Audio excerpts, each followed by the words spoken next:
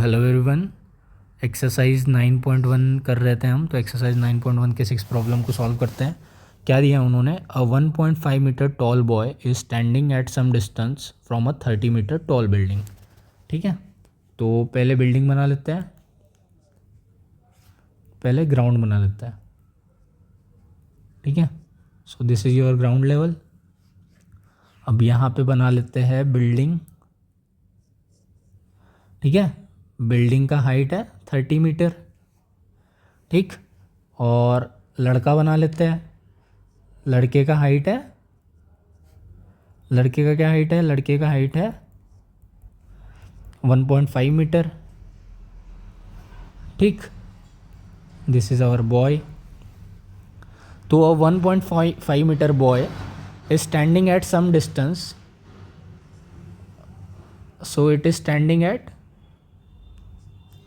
सम distance, मतलब कुछ दूरी पर बिल्डिंग से खड़ा है, जिस बिल्डिंग की लेंथ है 30 मीटर। ठीक है, the angle of elevation from his eyes, लड़के की आंखों से जो एंगल ऑफ एलिवेशन है, ठीक है,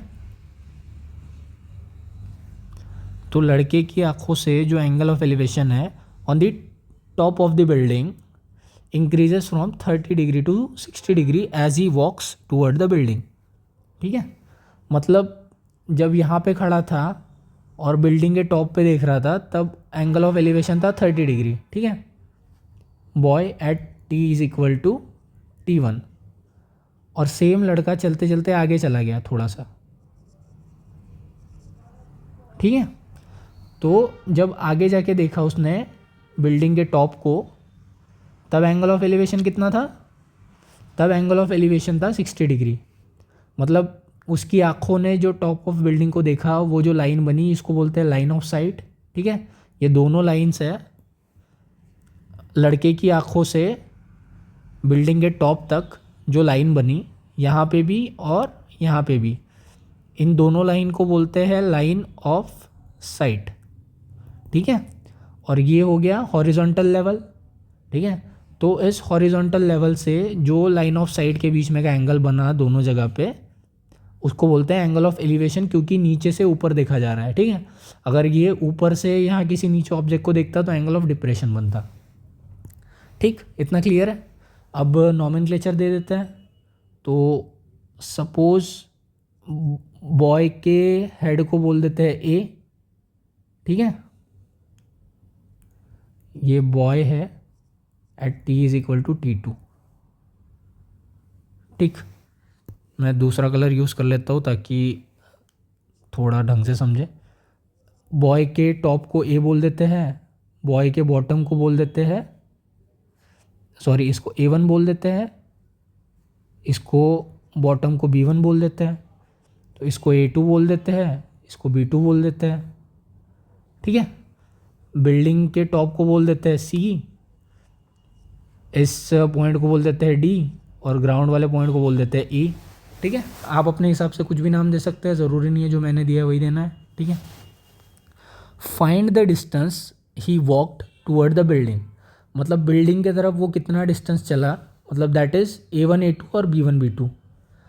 मतलब यही वाला डिस्टेंस है ना जो वो बिल्डिंग की तरफ चला, पहले यहाँ खड़ा था फिर यहाँ गया। ठीक है, तो A1 A2 which is equal to B1 B2, ये कितना है ये निकालना है। ठीक है, और हमें पता क्या क्या है? सिर्फ बिल्डिंग की हाइट पता है और लड़के की हाइट पता है। तो बिल्डिंग की हाइट है टोटल, जो C से E तक का डिस्टेंस है वो है हमारा 30 मीटर, और जो D से E तक का डिस्टेंस है वो है 1.5 मीटर। ठीक है, तो जो C से D तक का डिस्टेंस होगा वो कितना हो गया? तो जब हमारा CE इज इक्वल टू है हमारा CD प्लस DE, ठीक है ना, बिकॉज CE ये पूरा है और CE दो पार्ट्स में डिवाइडेड है, CD प्लस DE। तो हमें क्या निकालना है? CD निकालना है। तो CE है हमारा 30, CD हमें निकालना है, और DE कितना है हमारा? DE है 1.5, बिकॉज वो लड़के की हाइट के बराबर है। तो इसको इधर ले जाएंगे तो ये कितना हो जाएगा? CD is equal to 30 minus 1.5 which is nothing but 28.5 metres. तो यहाँ से CD कितना आ गया? 28.5 मीटर्स। ठीक है, सी डी आ गया हमारा। तो जब सी डी आ गया, हाँ, तो इस एंगल के करस्पॉन्डिंग अपोजिट साइड कौन सी है? सी डी है, ठीक है। और इस एंगल के करस्पॉन्डिंग भी ये जो ट्रायंगल बन रहा है हमारा बड़ा वाला, मतलब दो ट्रायंगल बन रहे हैं, that is triangle C D A two and triangle C D A one, ठीक है। सी डी ए टू के हिसाब से एंगल जो ए है, ए टू है, दैट इज 60 डिग्री, ठीक है। और इसके करस्पॉन्डिंग अपोजिट साइड है हमारी सी डी, ठीक। और एडजेसेंट साइड है हमारी ए टू डी, ठीक है ना। ये दिख रहा है ना साफ साफ, ये एंगल है, इसके जो अपोजिट है वो सी डी है, इसके जो एडजेसेंट है वो ए टू डी है। सेम चीज़ करेंगे हम इस ट्रायंगल के लिए। इसमें एंगल है हमारा ए वन जो कि है 30 डिग्री के बराबर, और इसका अपोजिट साइड क्या है? इसमें अपोजिट साइड है आपकी सी डी जो कि है सेम, और एडजेसेंट साइड क्या है? एडजेसेंट साइड है आपकी ए वन टाइम्स डी, ठीक है। और हमें निकालना क्या है? ये जो लड़का यहाँ से यहाँ तक चल के गया वो कितना था? मतलब हमें निकालना था ए वन ए टू, हमने पहले ही बोला था, ठीक है। तो अगर हम ये पूरा ए वन से लेके डी तक का डिस्टेंस देखते हैं, तो ए वन से लेके डी तक का डिस्टेंस किन दो चीज़ों से मिलके बना है? ए वन ए टू से मिलके बना है एंड ए टू डी से लेके बना है, ठीक है। तो अगर हम लिखे ए वन डी, मतलब ये टोटल लेंथ, ये किसका किसका सम है? ये है आपका ए वन ए टू का सम प्लस ए टू इंटू डी का सम, ठीक है। और आपको निकालना है ए वन ए टू, तो जब ए वन ए टू निकालना है तो आपका ये क्या आ जाएगा? A one D minus A two D, ठीक है। तो इस तरीके से आएगा आपका ए वन ए टू। तो आपको क्या क्या निकालना है? ए वन डी निकालना है एंड ए टू डी निकालना है। मतलब ये जो दोनों ट्रायंगल्स है, ये वाला एक ट्रायंगल है, ये वाला एक ट्रायंगल है, एंड दूसरा ये वाला एक ट्रायंगल है, ठीक है। तो इन दोनों ट्रायंगल में जो एडजेसेंट साइड है वो निकालनी है आपको। इसमें ये वाली एडजेसेंट साइड है, इसमें ये बड़ी वाली एडजेसेंट साइड है, क्योंकि अपोजिट साइड दे रखी है और एंगल दे रखा है। तो अपोजिट साइड दे रखी है और एडजेसेंट निकालनी है, अपोजिट दे रखी है, एडजेसेंट निकालनी है। तो कौन सा फंक्शन यूज़ होता है? Tan theta, because tan theta is equal to opposite side by adjacent side, ठीक है। तो यही फॉर्मूला यूज़ करेंगे हम। तो पहले इन triangle C D A two में टैन ए टू क्या हो जाएगा हमारा? टैन ए टू हो जाएगा अपोजिट साइड, अपोजिट साइड है हमारी सी डी, और एडजेसेंट साइड है हमारी ए टू डी, ठीक है।